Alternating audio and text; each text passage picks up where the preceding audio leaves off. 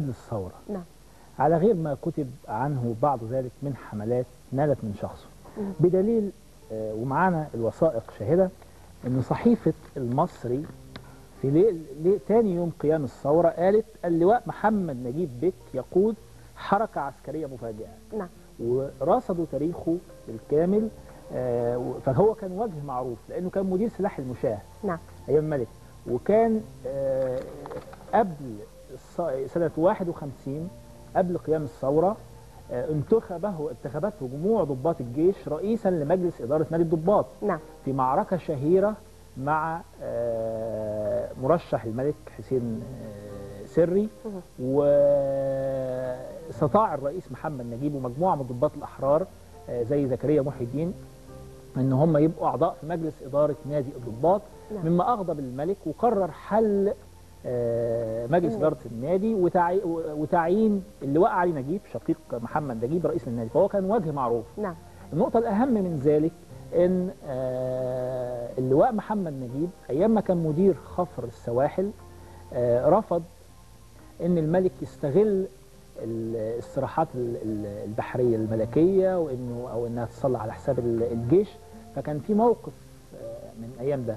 النقطه الثانيه ان هو ضابط صغير راح للنحاس باشا وتضامن معاه ضد قرار الملك بحل الوزاره. نعم.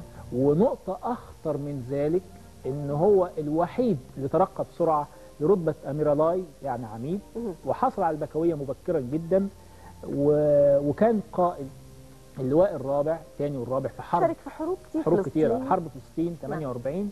وجرح فيها حتى نلاقي ان رقم 3 على بدلته العسكريه. نعم. ومنح نجمه فؤاد العسكريه العليا لانه لبطولاته في حرب فلسطين، خاصه معركه التبه 86 في دير البلح. نعم. ودي معركة شهيرة جدا جدا.